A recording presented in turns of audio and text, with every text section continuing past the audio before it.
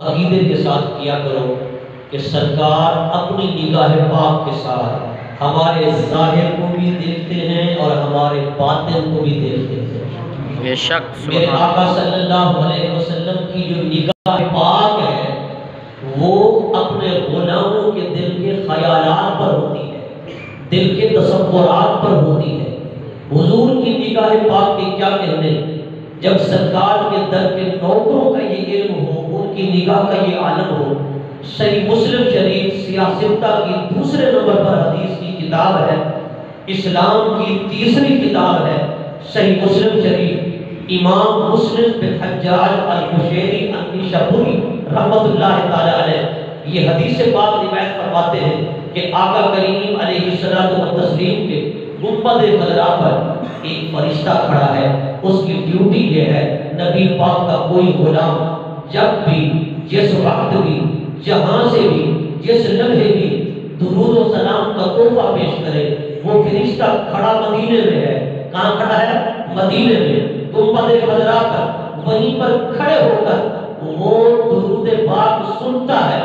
سننے کے بعد بارگاہ مصطفیٰ میں یوں عرض کرتا ہے، یا رسول اللہ، آپ کا فلاں غلام فلاں نام کا، یعنی فلاں بن فلاں، سبحان اللہ، فلاں بن فلاں، فلاں نام کا فلاں کا بیٹا، پڑھنے والے کا نام یہ ہے، اس کے بعد کا نام یہ ہے، وہ فلاں جگہ سے آپ پر درود و سلام کا تحفہ پیش کر رہا ہے۔ سبحان اللہ، اللہ اکبر۔ اس فرشتے کی نگاہ کا عالم دیکھیے جو نبی پاک کے در پر کھڑا ہے، روضہ انور پر کھڑا ہے۔ رب نے جس کی یہ ڈیوٹی لگا دی ہے کہ وہ پڑھنے والوں کا درود و سلام سنے، سننے کے بعد بارگاہ مصطفیٰ میں پہنچائے۔ سبحان اللہ، بارگاہ مصطفیٰ میں پہنچائے۔ اب ذرا توجہ کرنا، جو لوگ کہتے ہیں نبی پاک کو دیوار کے پیچھے کا پتہ نہیں، میں نے کہا کتنے بڑے احمق اور نادان ہیں۔ جس مصطفیٰ کے در کے نوکر کی نگاہ کا اور نظر کا اور علم کا یہ عالم ہے، اور اس مصطفیٰ کے اپنے علم کا عالم کیا ہوگا؟ سبحان اللہ، ذرا اونچا بولیں، سبحان اللہ۔ اس لیے فرمایا نا، آنکھ والا تیرے جوہر کا تماشا دیکھے، دیدہ کور کو کیا آئے نظر کیا دیکھے، اندھے کیا جانے حضور کا شان اور حضور کا مقام۔ یہ تو پوچھنا پھر صدیق اکبر سے، فاروق اعظم سے، عثمان غنی سے، مولا علی سے۔ سبحان اللہ، حضرت فاروق اعظم مسجد نبی کا منبر ہے، توجہ کرنا، مسجد نبی کا منبر ہے۔ حضرت ساریہ ملک ایران میں نہامت کے مقام پر جنگ لڑ رہے ہیں۔ کیا لڑ رہے ہیں؟ جنگ لڑ رہے ہیں، اور آپ کے لشکر کا منہ تھا میدان کی طرف، پشت تھی پہاڑ کی طرف۔ دشمنوں نے ایک سازش بنائی، منصوبہ بنایا کہ پہاڑ کی جانب سے اپنے لوگ بھیج کر ساریہ کے لشکر پر حملہ کرا دیا جائے۔ تو انہوں نے پہاڑ کی جانب سے لوگ بھیجے تاکہ حضرت ساریہ کے لشکر پر حملہ آور ہو جائے۔ حضرت فاروق اعظم جمعہ کا دن ہے، خطبہ دے رہے ہیں، مسجد نبی کے منبر پر ہیں، وہیں سے فاروق اعظم نے اپنی نگاہ پاک سے دیکھا اور دیکھ کے فرمایا، یا ساریہ الجبل، اے ساریہ، اپنے لشکر کا رخ میدان کی طرف نہ کرو، اپنے لشکر کا رخ پہاڑ کی طرف کرو، کہ پہاڑ سے دشمنوں کا ایک دستہ ہے جو تیرے لشکر پر حملہ آور ہونا چاہتا ہے۔ حضرت فاروق اعظم نے مسجد نبی سے، مدینہ الرسول سے، منبر مصطفیٰ سے یہ آپ نے اصلاح کروائی حضرت ساریہ کی۔ آپ نے ہم کے میدان میں، ملک ایران میں 300 میل کا فاصلہ ہے، وہاں پر سن کر اپنی اصلاح فرمائی، اپنے لشکر کا رخ میدان کی جانب کرنے کی بجائے پہاڑ کی طرف کیا، دشمنوں کے دستے کو روکا، ان کے حملے کو روکا۔ آپ نے فاروق اعظم کی اصلاح پر جنگ فتح کی، کامیابی حاصل کر کے آئے۔ جب مدینہ پہنچے، لوگوں نے پوچھا، عمر نے یہاں دوران خطبہ یہ ایسے الفاظ کہے تھے جن کا تعلق نہ ماں قبر سے تھا نہ ماں باپ سے تھا، سیاق و سباق میں کچھ نہیں ہے، کیا آپ نے سنا؟ حضرت ساریہ نے کہا، خدا کی قسم عمر ہماری اصلاح نہ کرتے تو ہم شکست کھا جاتے۔ یہ عمر کی بروقت اصلاح تھی کہ ہم جنگ فتح کر کے آئے۔ سبحان اللہ، نعرہ تکبیر، نعرہ رسالت، نعرہ नबी। सुभान अल्लाह, जरा ऊंचा बोलिए मोहब्बत के साथ। सुभान अल्लाह। फारूक आज़म मदीने में सारिया निहामत में कितना फासला है? 300 मील उलमा फरमाते हैं। किलोमीटर मील से कम होता है। अगर मील को आप किलोमीटर में कन्वर्ट कर लो, तकसीम कर लो, तो ये कोई 700 से 800 किलोमीटर बोलते हैं। 700 से 800 किलोमीटर, जैसे यहाँ से कराची है। हजरत फारूक आज़म इतना दूर देख रहे हैं। वाह, दरमियान में पहाड़ है, जंगल है, वादियां हैं, बिल्डिंगें हैं, जी इतना दूर कोई चीज आड़े नहीं पड़ रही, कोई चीज रुकावट नहीं पड़ रही। मैंने कहा मौलवी जी, एक मौजू हदीस जिसकी कोई असर ही नहीं, लिए फिरता है नबी के इल्म पर ताना तशरीह के लिए। मैंने कहा होश कर, बारगाह रिसालत है, तू कहता है ला आलम वराए जिदार। नबी पाक ने फरमाया मैं दीवार के पीछे नहीं जानता। मैंने कहा तू नबी की बारे में, निगाह के बारे में दीवार की बात करता है। मैंने कहा तू दीवार की बात करता है, नबी का गुलाम तो पहाड़ के पार भी देख रहा है। सुभान अल्लाह, पहाड़ के पार देख रहा है। मैंने कहा ये तो गुलामों की शान है, फिर आका की शान का अंदाजा कौन कर सकता है? इसलिए कहा ये शान है खिदमतगारों की, सरदार का आलम क्या होगा। सुभान अल्लाह। हज़रत उमर फारूक आज़म का दौरे खिलाफत है। आपके दौरे खिलाफत में मुजाहिदीन के दस्ते तैयार किए जा रहे हैं ताकि वो जंग पर जाएं, जिहाद पर जाएं। आपने ऐसे कुर्सी बिछवाई, मिंबर बिछवाया, सामने से 500 के मुजाहिदीन के दस्ते ऐसे गुजर रहे। आप देख रहे हैं कोई बूढ़ा तो नहीं, कोई जवान तो नहीं, कोई बच्चा तो नहीं, कोई बीमार तो नहीं, कोई लाग़िर और कमज़ोर तो नहीं। अगर कोई बुजुर्ग होता, बूढ़ा होता, फरमाते तू पीछे जा, तू जंग के काबिल नहीं। कोई बच्चा होता, फरमाते पीछे जा। अगर कोई लाग़िर, कमज़ोर, बीमार होता, आप फरमाते पीछे जा, तू जंग के काबिल नहीं। जो जवान होते, तंदुरुस्त होते, सेहतमंद होते, आप उन्हें पास कर रहे थे और बाकियों को पीछे मोड़ रहे थे। ये एक जंग का उसूल है।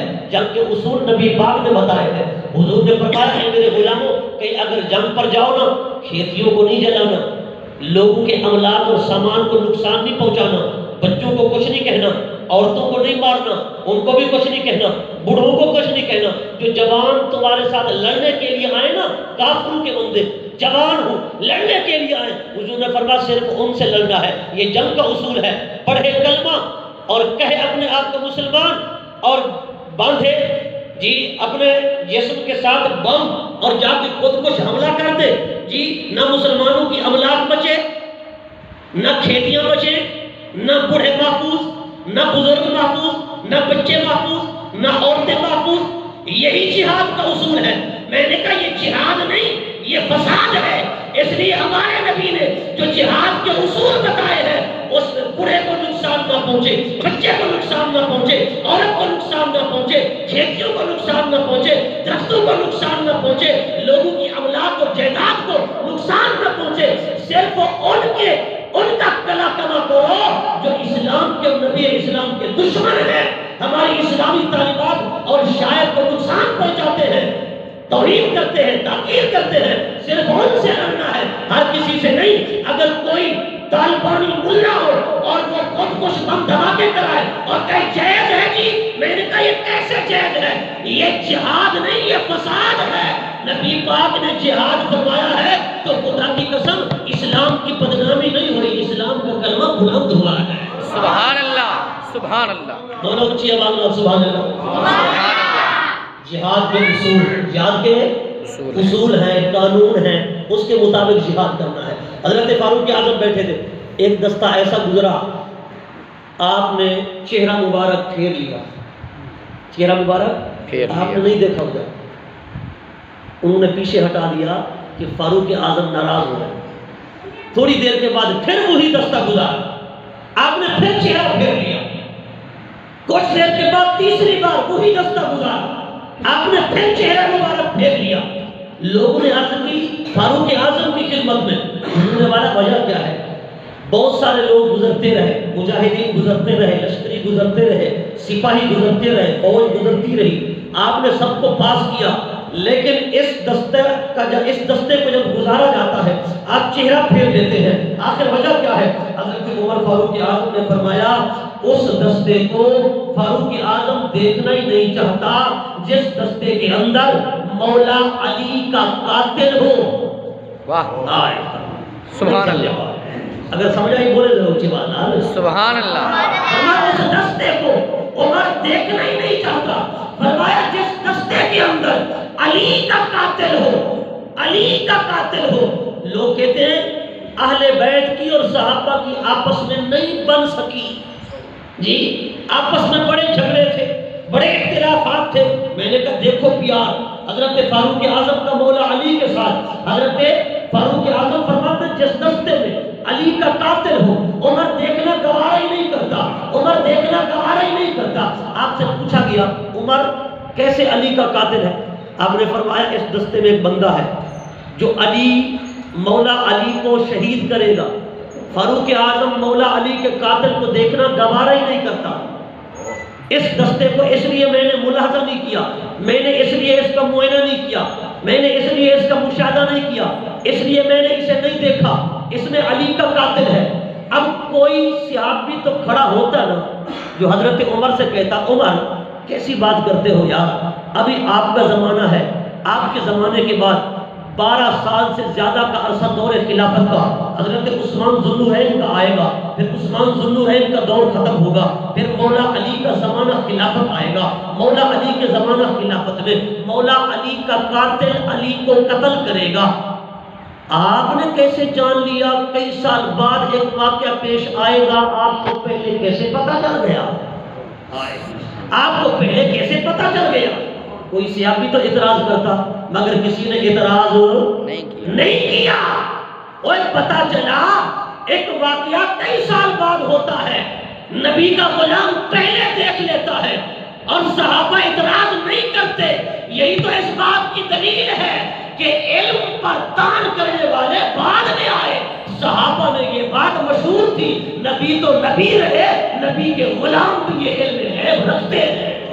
بے شک سبحان اللہ سبحان اللہ بولو ذرا محبت کے ساتھ سبحان اللہ اگر عقیدہ اہل سنت کی ترجمانی ہو رہی ہے تو اچھا بولو، بول نہ کرو۔ سبحان اللہ سبحان اللہ نبی پاک کو جاننے کا نام ایمان نہیں، نبی پاک کو ماننے کا نام ایمان ہے۔ جانتا ابو جہل بھی ہے، ابو لہب بھی ہے، عتبہ بھی ہے، شیبہ بھی ہے، نہیں جانتے کہ آپ حضرت عبداللہ کے بیٹے ہیں، عبد المطلب کے پوتے ہیں، قریشی ہیں، ہاشمی ہیں، مکہ میں پیدا ہوئے، آپ کا خاندان یہ، حضور کی ساری صورت، سارے اخلاق، حضور کی ساری زندگی کفار کے سامنے ہے، جانتے ہیں۔ مگر جاننے سے اگر کوئی مومن بنتا نا، ابو جہل بڑا مومن ہوتا، ابو لہب بڑا مومن ہوتا، عتبہ شیبہ بڑے مومن ہوتے، مگر نہیں، کیونکہ وہ جانتے ہیں، وہ مانتے نہیں۔ ماننا کیا ہے؟ ماننا یہ ہے وہ نبی کے ہر کمال کو مان، نبی کے ہر مقام کو مان، نبی کی ہر شان کو مان۔ سبحان اللہ حضور کے کمالات، حضور کے معجزات، حضور کے مرتبہ، حضور کے درجات، حضور کے مقامات، حضور کی عظمتوں، حضور کی شانوں، حضور کی فضیلتوں کو ماننے کا نام ایمان ہے۔ میں نے کہا مانے گا تو مومن بنے گا، جانے گا تو کافر رہے گا، مومن نہیں بنے گا۔ سبحان اللہ سبحان اللہ دو کافر بیٹھے، ایک کا نام ہے صفوان، ایک کا نام ہے سفیان۔ انہوں نے دیکھا بھیڑیا ہے، بھیڑیا وہ ہرن کے پیچھے دوڑ رہا ہے، ہرن کے پیچھے دوڑ رہا ہے، ایسے ہرن آگے بھیڑیا پیچھے، دوڑتے دوڑتے جب حرم کعبہ پہنچے نا، حرم کعبہ کے قریب، حرم پاک کیا ہے؟ قبلہ ماسٹر صاحب تشریف فرما ہے، آپ عمرہ شریف کر کے آئے ہوں گے یا حج بھی کیا ہوگا، بارہ آپ سے پوچھیں جو عام میں حاجی بیٹھے انہیں پتہ ہے 13 میل کا ایریا ہے، زمین کا رقبہ ہے جو اللہ کے گھر خانہ کعبہ کے چاروں اطراف ہے۔ 13 میل، کتنا؟ 13 میل اللہ کے گھر خانہ کعبہ بیت اللہ کے چاروں اطراف، یہ اتنا رقبہ زمین کا حرم کہلاتا ہے۔ حرم کا مطلب ہے اللہ نے اس رقبے کی گھاس کاٹنا حرام کر دیا، درخت کاٹنا حرام کر دیا، جانوروں کو مارنا حرام کر دیا، شکار کرنا حرام کر دیا، کسی کو گالی دینا حرام کر دیا، برا بھلا کہنا حرام کر دیا، کسی کو غصہ مارنا، تکلیف پہنچانا حرام کر دیا۔ اس بیت اللہ خانہ کعبہ کے احترام میں اس ایریے کو رب نے حرم بنا دیا۔ اس کے علاوہ پوری کائنات ہل ہے، یہ حرم ہے، حرم میں شکار بنا ہے، اب بھیڑیا ہرن کے پیچھے دوڑ رہا ہے۔ جب ہرن حرم پاک کی حدود میں داخل ہوا، بھیڑیا ایسے رک گیا جیسے اس کے کسی نے پاؤں پکڑ لیے، بھیڑیا رک گیا۔ اب دو کافر دیکھ رہے، ایک کا نام ہے صفوان، دوسرے کا نام ہے سفیان۔ ایک دوسرے سے کہتا ہے یار دیکھو یہ ہرن حرم میں داخل ہوا تو بھیڑیا رک گیا، بھیڑیا نے اسے شکار نہیں کیا، بھیڑیا نے اسے گرفتار نہیں کیا، پکڑا نہیں۔ تو دوسرا کافر کہتا ہے بھئی رب کا حرم ہے، اللہ کے گھر خانہ کعبہ کا حرم ہے، لہذا اس کا احترام جانور بھی کرتے ہیں، اس کا ادب جانور بھی کرتے ہیں کہ یہاں شکار کرنا حرام ہے، یہاں شکار کرنا منع ہے۔ اللہ اکبر! اتنے میں عظمت مصطفیٰ کی بات آئی نا، پھر بھیڑیے نے کہا بات آئے عظمت مصطفیٰ کی، بات آئے شان مصطفیٰ کی، بات آئے ناموس رسالت کی، بات آئے عزت مصطفیٰ کی، بات آئے حرمت مصطفیٰ کی، پھر چپ نہیں رہنا چاہیے۔ جب حضور کی عظمت کی بات آئے تو پھر بولنا چاہیے۔ بھیڑیے نے رب کی بارگاہ میں عرض کی مولا مجھے زبان عطا فرما، رب نے بھیڑیے کو زبان عطا فرمائی۔ بھیڑیے نے انسانی زبان میں کلام کیا۔ بھیڑیے نے کہا او کافرو، تم مجھ پر حیران ہو رہے ہو کہ میں حرم کعبہ میں داخل نہیں ہوا، میں نے جانور کو شکار نہیں کیا، ہرن کو نہیں پکڑا، رب کے گھر خانہ کعبہ کے حرم کا احترام کیا ہے، ادب کیا ہے۔ فرمایا میں جانور ہو کر تو ادب کرتا ہوں۔ فرمایا کہ اسی بیت اللہ میں ایک وہ محبوب بھی رہتا ہے، فرمایا یہ تو ہے کعبہ، وہ اس کعبے کا بھی کعبہ ہے، میں جانور ہو کر اس کعبے کا احترام کرتا ہوں، تم انسان ہو کر کعبے کا احترام نہیں کرتے۔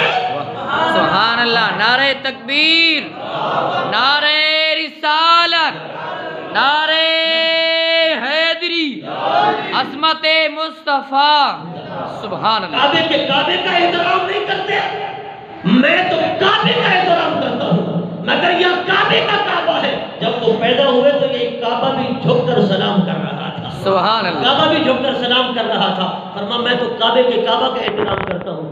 وہ ایک دوسرے سے کہنے لگے یہ کعبے کا کعبہ کون ہے؟ تو دوسرے نے کہا یہ کعبے کا کعبہ جو ہے نا، مسلمان اپنے نبی کو جانتے ہیں، واہ! مسلمان اپنے نبی کو سمجھتے ہیں کہ وہ کعبے کا کعبہ ہے، اس لیے میرے امام نے کہا نا حاجیو آؤ شہنشاہ کا روضہ دیکھو، کعبہ تو دیکھ چکے اب کعبے کا کعبہ دیکھو، واہ! کعبہ تو دیکھ چکے اب کعبے کا کعبہ دیکھو۔ میں نے کہا جانور بھی حضور کا ادب کرتے ہیں اور رب کے گھر حرم کا ادب کرتے ہیں، مگر یاد رکھنا یہ خانہ کعبہ کا احترام ہے، خانہ کعبہ کا ادب ہے، خانہ کعبہ کی تعظیم ہے، خانہ کعبہ کی عظمت ہے۔ ایک وقت وہ بھی تھا جب میرے نبی پر اسی خانہ کعبہ میں حضور سجدہ کرتے تو جسم پر اوجھڑیاں ڈال دی جاتی، سرکار اگر اس میں نماز پڑھنے کے لیے آتے تو تالا لگا دیا جاتا، آپ کو چابی نہیں دی جاتی۔ جب عثمان بن طلحہ نے دیکھا نا نبی پاک آ رہے، اس نے کعبہ کے دروازے کو فوراً تالا لگا دیا، حضور نے چابی مانگی، اس نے کہا چابی نہیں دوں گا۔ حضور نے فرمایا اچھا اے عثمان بن طلحہ سن لے، ایک وہ وقت بھی آئے گا، ایک وہ وقت بھی آئے گا کہ یہی چابی میرے ہاتھ میں ہوگی، میں اپنی مرضی سے جس کو چاہوں گا عطا کر دوں گا، واہ واہ! سبحان اللہ! جس کو چاہوں گا عطا کر دوں گا۔ وہ حیران ہوا، اس نے کہا کہ قریشی، یہ قریش مکہ، ابو جہل، ابو لہب، عتبہ، شیبہ، یہ بڑے بڑے کافر جو آج مکے کے سردار ہیں، کیا یہ کمزور پڑ جائیں گے، یہ ذلیل ہو جائیں گے، یہ عاجز ہو جائیں گے؟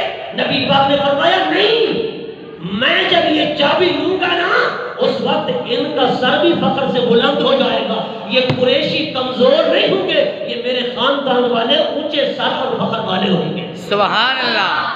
مصطفیٰ میں ان کا سر اونچا کروں گا، ان کا سر فخر سے بلند کر دوں گا، قریش کی عظمت دنیا میں آ جائے گی، ان کا مقام لوگ سمجھیں گے۔ جب فتح مکہ ہوا، سرکار فاتحانہ انداز سے جب خانہ کعبہ کے صحن میں داخل ہوئے نا، حضرت سعد نے نعرہ لگایا الیوم یوم الملحمہ، آج انتقام کا دن ہے، آج تو خون کی ندیاں بہیں گی۔ 13 سال میرے نبی کو انہوں نے تنگ کیا، انہوں نے صحابہ پر ظلم برسائے، حضرت بلال پر ظلم کس کو پتہ نہیں، حضرت عمار پر ظلم کس کو پتہ نہیں، نبی پاک کے ساتھ زیادتیاں اور ظلم کس کو پتہ نہیں، مظالم کے پہاڑ توڑ دیے۔ آج تو 10,000 کا لشکر جرار میرا نبی لے کر حرم مکہ میں داخل ہو رہا ہے، آج خون کی ندیاں بہ جائیں گی، آج انتقام لیا جائے گا، آج بدلے لیے جائیں گے، آج یوم الملحمہ یہ نعرہ لگاتے ہیں صحابہ۔ نبی پاک نے فرمایا میرے صحابہ یہ نعرہ نہ لگاؤ، آج نعرہ یہ لگاؤ الیوم یوم المرحمہ، آج بدلے کا دن نہیں، آج رحمت کا دن ہے۔ واہ سبحان اللہ، آج رحمت کا دن ہے، ورنہ آج ان سے بدلہ نہیں لیا جائے گا، آج ان پر شفقتیں لٹائی جائیں گی، آج ان پر مہربانیاں کی جائیں گی، رحمتیں اتاری جائیں گی۔ حضور جب حرم کعبہ میں داخل ہوئے، سرکار کائنات نے فرمایا اے مکہ والو، آج مصطفیٰ تمہارا سر بلند کرنے آیا ہے۔ فرمایا 10,000 کا لشکر لے کر آیا ہوں۔ سرکار کائنات نے فرمایا جو لڑنے کے لیے ہے اس سے لڑنا ہے، جو لڑنے کے لیے نہ آئے اس کو کچھ نہیں کہنا۔ حضور نے فرمایا جو حرم کعبہ میں آ جائے، حضور نے فرمایا مسجد حرام میں آ جائے، حضرت ابو سفیان کے گھر میں آ جائے۔ سرکار کائنات نے فرمایا جو ہتھیار ڈال دے، ان کو کچھ نہ کہو۔ مکہ فتح ہو گیا، کعبہ فتح ہو گیا۔ اب چند بندے تھے جو موہن رسول تھے، موذی رسول تھے، شاتم رسول تھے، گستاخ رسول تھے۔ ان میں سے ایک کا نام تھا ابن خطل، وہ کعبہ کے غلاف میں چھپ گیا تاکہ وہ قتل سے بچ جائے، مار سے بچ جائے، چونکہ نبی پاک نے فرمایا تھا یہ چند بندے جو ہیں نا یہ بن چکے ہیں معاشرے کا ناسور۔ کیا بن چکے ہیں؟ ناسور، یعنی کینسر بن چکے ہیں۔ اب ان سے رب کی دھرتی کو پاک کرنا ہے، معاشرے کو پاک کرنا ہے، چونکہ یہ جو گستاخ رسول ہوتا ہے نا، آج تو حکومتیں کہتی ہیں، بڑے بڑے لوگ کہتے ہیں، روشن خیال، متجدد، تبصرہ کرنے والے، تجزیہ کرنے والے، کہ جی گستاخ رسول کو کچھ نہ کہو۔ یہ جو گستاخ رسول ہے یہ کینسر ہے، کینسر۔ اگر آپ کے جسم میں معاذ اللہ، اللہ نہ کرے کسی کے جسم میں اگر کوئی عضو کینسر زدہ ہو جائے نا، کینسر زدہ، ڈاکٹر کہتا ہے اسے کاٹ دو۔ نہیں کاٹو گے اس کا زہر پورے جسم میں پھیل جائے گا، پوری باڈی میں پھیل جائے گا۔ آج ایک عضو خراب ہے، کل پوری باڈی خراب ہو جائے گی، لہذا اس کینسر زدہ عضو کو کاٹنا پڑے گا۔ بڑے بڑے ڈاکٹر سرجن مشورہ دیتے ہیں تو پھر عضو کاٹا جاتا ہے۔ آپ دیکھتے ہیں کسی کا ہاتھ کاٹا جاتا ہے، کسی کی ٹانگ کاٹی جاتی ہے، وہ عضو کاٹ دیا جاتا ہے۔ تو یہ جو گستاخ رسول ہوتا ہے نا، نبی کا بے ادب، نبی کو بک کرنے والا، جیسے یہ فرانس والوں نے دیکھے نبی پاک کے خاکے چھاپے، توہین آمیز خاکے، نبی پاک کی گستاخی کی، بے ادبی کی۔ فرانس کے صدر نے باقاعدہ حکومتی سرپرستی کے اندر اس کی اجازت دی ہے۔ اے سنیو، ہم کہاں تک نبی پاک کو منہ دکھائیں گے اگر ہم نے حضور کی توہین کرنے والوں کا، گستاخی کرنے والوں کا ناک کا بند نہ کیا؟ بتاؤ نبی پاک کو کیا منہ دکھائیں گے؟ آج اگر یہ خان بیلا کے ارد گرد والے لوگ بھی، یہ دیہات والے بھی، میں کہتا ہوں سے کسی روڈ کو بھی بند کر دے جو آپ کے ساتھ KLP روڈ گزر رہی ہے، یہ حکومت وقت کو پتہ چل جائے گا، حکومت وقت کو پتہ چل جائے گا کہ مصطفیٰ کے غلام عشاقان مصطفیٰ نبی کی عزت و ناموس کی کس طریقے سے حفاظت کر سکتے ہیں۔ سبحان اللہ، سبحان اللہ۔ اگر کیا ہے، ہم سمجھتے ہیں یہ کامی مولویوں کا ہے، یہ کامی بڑے شہر والوں کا ہے، یہ کامی ان کا ہے جن کے ترے بڑے ہیں، جی یہ کامی ان کے جن کے مدرسے بڑے ہیں۔ کیا کلمہ صرف انہوں نے پڑھا ہے؟ کلمہ ہم نے نہیں پڑھا۔ جنت کے صرف وہی شہدائی ہیں، جنت میں وہی جائیں گے، ہم نہیں جائیں گے۔ نبی پاک کو وہی منہ دکھائیں گے، ہم نہیں دکھائیں گے۔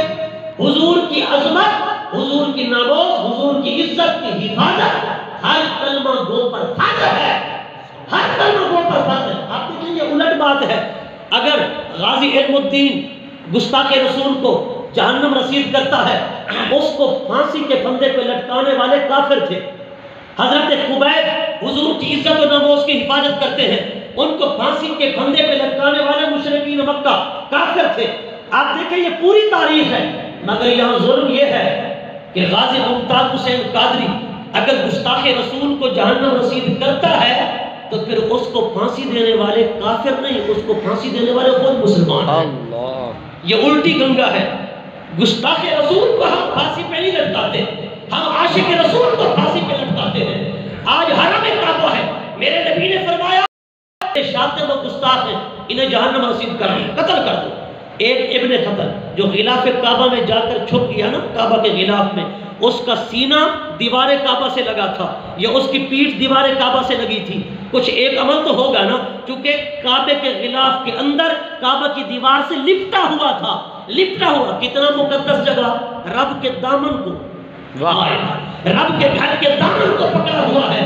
مگر خدا کی قسم، دشمن جہاں بھی چھپے نبی کا، گستاخ جہاں بھی چھپے، اسے کہیں امان ملے گی نہیں۔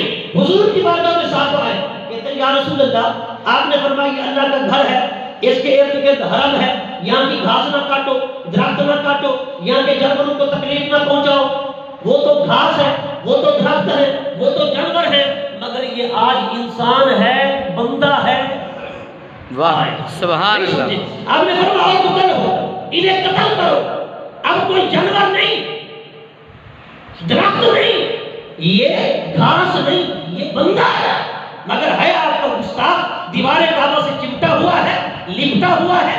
آپ کا حکم ہے اسے مار دو، کیونکہ یہ کینسر زدہ ہے، معاشرے سے اس کو پاک کرنا ہے، لہذا معاشرے کو پاک کرنا۔ کعبے میں کیسے قتل کریں؟ نبی پاک نے فرمایا میرے غلاموں، کعبے کی حرمت، کعبے کی عزت، کعبے کی تعظیم، کعبے کا احترام اس وقت ہے، فرمایا جب مجھ مصطفیٰ کا احترام اس کے مقابلے میں نہ ہو۔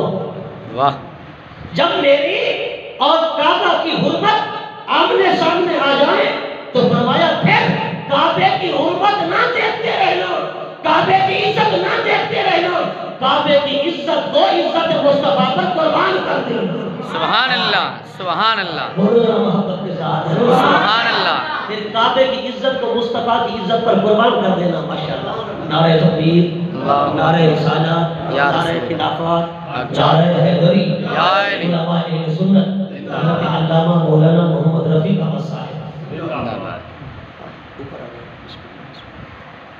سبحان اللہ، محبت سے بولیے سبحان اللہ۔ کعبے کا احترام بجا ہے، مگر حضور نے فرمایا جہاں میرا اور کعبے کا دونوں احترام اکٹھے ہو جائیں تو پھر کعبے کی حرمت کو، عزت کو مصطفیٰ کی حرمت اور عزت پر قربان کر دینا۔ حضور نے فرمایا خلاف کعبہ میں چھپا ہے، او قتل ہو، ابن قتل کو وہی جہنم رسید کرو۔ یہ بخاری کی حدیث پاک ہے۔ میں نے کہا گستاخ رسول کو کہیں امان نہیں ہے۔ اور حضرات گرامی، گستاخ رسول کو اگر ہم چھوڑ دیں گے نا، ہم اپنے معاملات میں لگے رہیں گے۔ یہ تمام فرائض سے بڑا فرض ہے حضور کی عزت و نماز پر پہرا دینا۔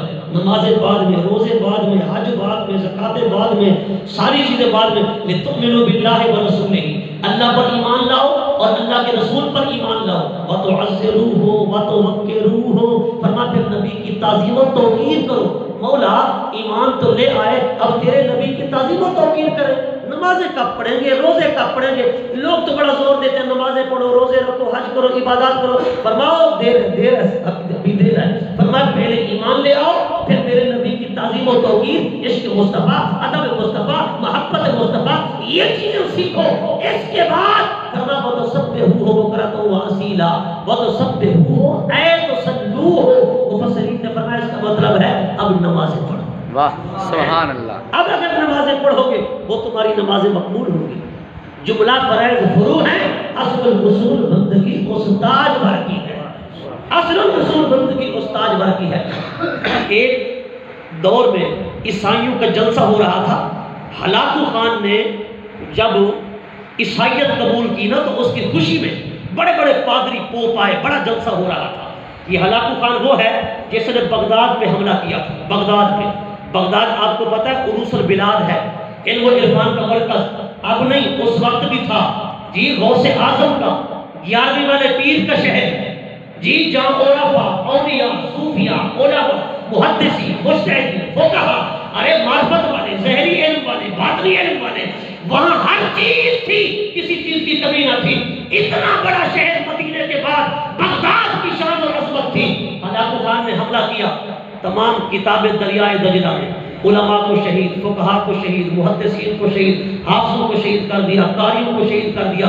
کہا جتنی مسجدیں ہیں چھوٹی بڑی سب سے قرآن جمع کرو۔ قرآن جمع کر دیے گئے، قرآن کا ڈھیر لگا دیا۔ ایسے ڈھیر لگانے کے بعد اس نے کہا کہ اب ان کو جلا دو، استغفر اللہ، اب ان کو جلا دو۔ معاذ اللہ، قرآن پاک کا ڈھیر لگوا کر ہلاکو خان نے جلوا دیا، کتابیں دریائے دجلہ میں پھینک دی، سارے کتابیں دریائے دجلہ میں، دریائے دجلہ کا پانی سیاہ ہو گیا۔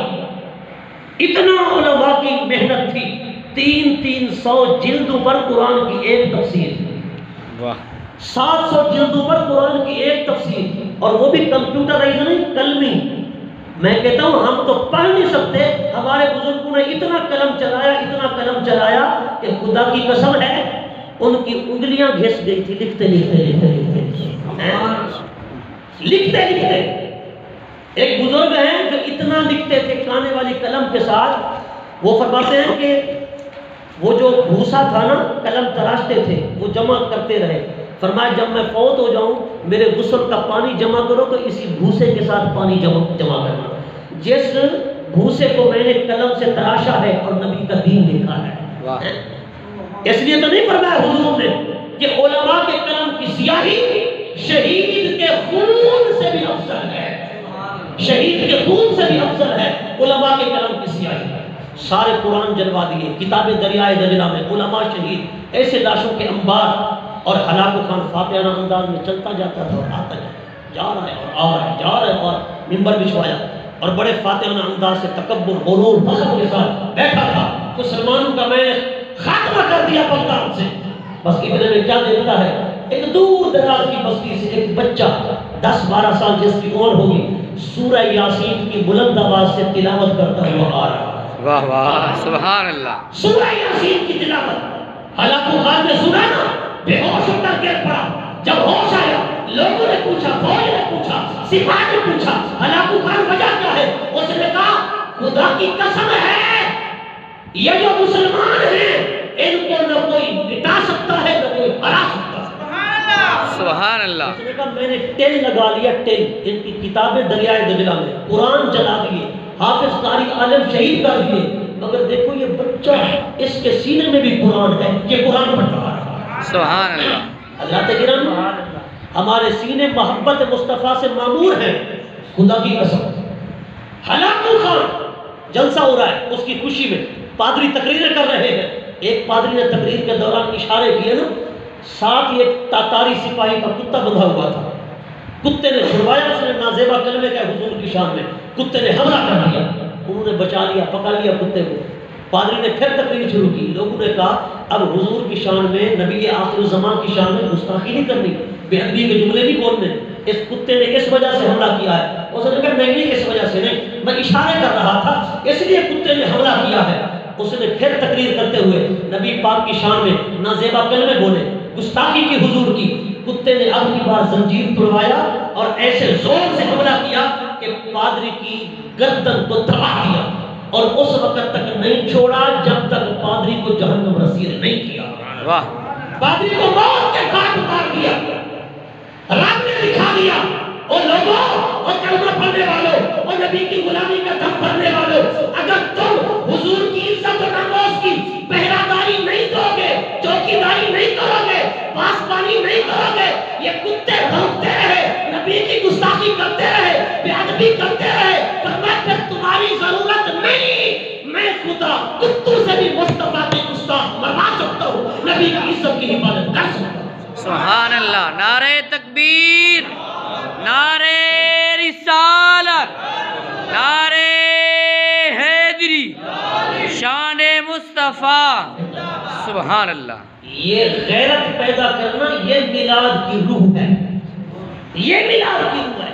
آئے چاول کھا کر چلے گئے تو کیا فائدہ، چند ایک دوڑے سنے، بابا کی سبحان اللہ کی نعرے لگائے اور آئے اور پھر چلے گئے، نبی کی عزت کا احساس پیدا نہ ہو، حضور کی ناموس کا احساس پیدا نہ ہو، سرکار کی عظمت و شان اور عشق دل میں پیدا نہ ہو، تو پھر میلاد کا کیا فائدہ ہے؟ اس لیے میرے بھائیو، جہاں ختم نبوت کی بات ہو، ناموس رسالت کی بات ہو، کام چھوڑ دیا کرو، دکان بند کر دیا کرو، کاروبار روک دیا کرو، نبی کی عزت و ناموس کے لیے آ جایا کرو۔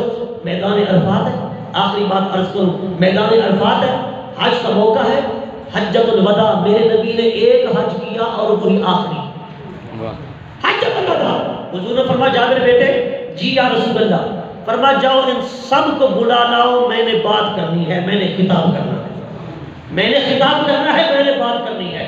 حضرت جابر گئے، صحابہ عرفات میں پھیلے ہوئے ہیں، کوئی نماز پڑھ رہا ہے، کوئی نفل پڑھ رہا ہے، کوئی جو ہے استغفار کر رہا ہے، کوئی توبہ کر رہا ہے، کوئی دعا کر رہا ہے، جی کوئی مطلب ہے کہ رب کی بارگاہ میں جھکا ہوا ہے، کوئی تسبیح، کوئی درود، کوئی کلمہ، ہر کوئی مصروف ہے، عبادت ہے، حج کا دن ہے، میدان عرفات ہے، آئے میدان عرفات ہے۔ حضور نے فرمایا نا، حضور نے حضرت جابر گیا، سب کو بلایا، سب نے جو کچھ کر رہے تھے چھوڑ دیا، جو نماز میں تھا نماز چھوڑ دی، استغفار میں تھا استغفار چھوڑ دی، دعا میں تھا دعا چھوڑ دی، توبہ میں تھا توبہ چھوڑ دی، سارے حضور کی بارگاہ میں آ گئے۔ اب سرکار نے خطاب فرمایا، سبحان اب اللہ، سرکار نے خطاب فرمایا۔ اب ذرا توجہ کرنا، اس حدیث کے تحت شارحین حدیث نے لکھا، نبی کی بات کے لیے ساری عبادتیں چھوڑ دینا، فرمایا یہی سب سے بڑی عبادت بھی ہے اور اس کا ثواب بھی زیادہ ہے۔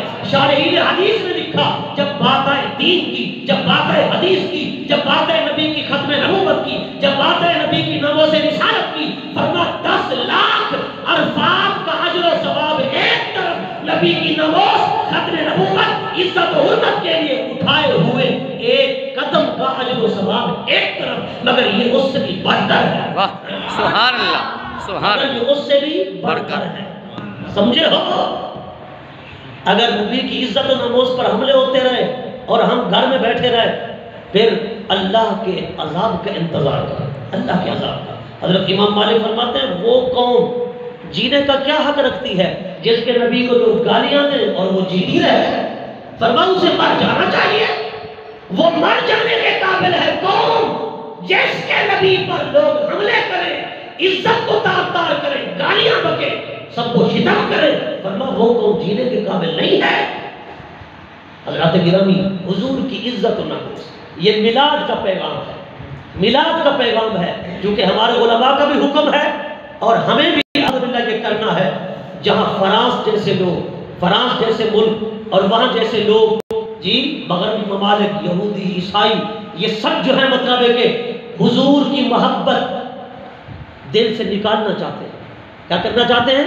دل سے نکال، وہ کہتے ہیں اچھا ایمان سے بتانا ذرا، جتنے مغربی ممالک ہیں کافروں کے، وہاں مسجد بناؤ پابندی ہے، بڑی مسجدیں ہماری، مدرسے بناؤ پابندی ہے، بڑے مدرسے ہمارے، پاکستان ہیں، برطانیہ، امریکہ، ناروے، ڈنمارک، اٹلی، یونان، ان سب ملکوں میں بڑے بڑے مدرسے ہیں، مسجدیں ہیں۔ پاکستان، ہندوستان کے علماء حدیث پڑھا رہے ہیں، نمازیں پڑھا رہے ہیں، جمعے پڑھا رہے ہیں، عیدیں پڑھا رہے ہیں، یہاں کے مسلمان گئے ہیں، وہاں کی شریعت لے لی ہے، ویسے آپ بھی گئے، وہ سارا کچھ اسلام پر عمل کر رہے ہیں، مگر ان کا مقصد کیا ہوگا؟ یہ صرف ہمارے دل سے عشق مصطفیٰ نکالنا چاہتے ہیں، یہ یہی کرنا چاہتے ہیں کہ توہین کریں تو یہ چپ رہے، یہ کیا رہے؟ چپ رہے، نماز پڑھے صاحب ہمیں کوئی تکلیف نہیں، روزہ رکھے ہمیں کوئی تکلیف نہیں، یہ حج ہمیں کوئی تکلیف نہیں، قرآن پڑھے ہمیں کوئی تکلیف نہیں۔ تکلیف اس وقت ہوتی ہے جب نبی کی عزت کے لیے یہ کہتے ہیں ہم اپنی جانیں نچھاور کر دیں گے، آج مال و دولت قربان کر دیں گے، سب کچھ قربان کر دیں گے، مگر نبی کی عزت پر، نبی کی شان پر آنچ نہیں آنے دیں گے۔ وہ قربان نے کہا تھا نا تم نبی کے غلاموں سے نہیں لڑ سکتے۔ مکہ کی کافروں نے پوچھا کیوں؟ اس نے کہا میں نے دیکھا ہے وہ لعاب گرا ہے نا، لعاب منہ کا، صحابہ ہاتھ پہ لے کر چہرے کو مل لیتے ہیں۔ واہ واہ، سبحان اللہ، وہ وضو کرے نا، وضو والا پانی سینے کو ملتے ہیں، چہرے کو ملتے ہیں۔ فرمایا جو قوم اپنے نبی سے اتنا پیار کرتی ہے پانی کا قطرہ نیچے نہیں گرنے دیتی، بتاؤ وہ نبی کا خون گرنے دے گی؟ واہ، تم نہیں لڑ سکتے، پیچھے ہٹو۔ صرف محبت اور عشق مصطفیٰ اگر یہ دل میں ہے تو سمجھو ہم کامیاب ہیں۔ ٹھیک ہے جی، اگر ہم حضور کی عزت و ناموس کا خیال نہیں کریں گے تو پھر ہماری عزتیں بھی تو حضور کے منہ سے ہے نا، بے شک، ورنہ ہم کبھی کے بگڑ چکے ہوتے، خدا کی قسم۔ جو ہمارا حال ہے نا، ہمارے چہرے مسخ ہو چکے ہوتے، ہمارے جسم مسخ ہو چکے ہوتے۔ ما کان اللہ لیعذبہم وانت فیہم، اگر چہرے نہیں بگڑ رہے، پکڑے نہیں جا رہے، ماں سے بھی زنا ہو رہا ہے، بیٹے سے بھی زنا ہو رہا ہے۔ بنی اسرائیل کے کسی بندے نے ماں سے زنا کیا، روایات میں آیا، نبی پاک نے اپنے صحابہ کو فرمایا میرے صحابہ جو جو گناہ بنی اسرائیل نے کیے تھے میری قوم ضرور کرے گی، میری امت کرے گی۔ فرمایا وہ کرتے تھے، چہرے بگڑ جاتے تھے، یہ بھی کریں گے تو صحیح۔ اگر ان میں سے کسی نے ماں سے زنا کیا، میری امت بھی ماں سے زنا کرے گی، مگر ان کے چہرے بگڑ جاتے تھے، ان کے چہرے نہیں بگڑیں گے۔ کیوں؟ میں مصطفیٰ جو ہوں، واہ واہ، سبحان اللہ، میرے سبحان سے اللہ، جب حضور کی عزت کے صدقے ہماری عزتیں بچی ہیں تو پھر ہمیں چاہیے اپنی عزتیں ہم حضور کی عزت پر قربان کریں. اللہ کی نامی دعا کرتا ہوں پروردگار ہمیں حضور کی سچی محبت عطا فرمائے, عشق مصطفیٰ عطا فرمائے, حضور کی عزت و ناموس کے لیے مر مٹنے کا جذبہ نصیب فرمائے. وآخر دعوانا ان الحمد للہ رب العالمین. سبحان اللہ.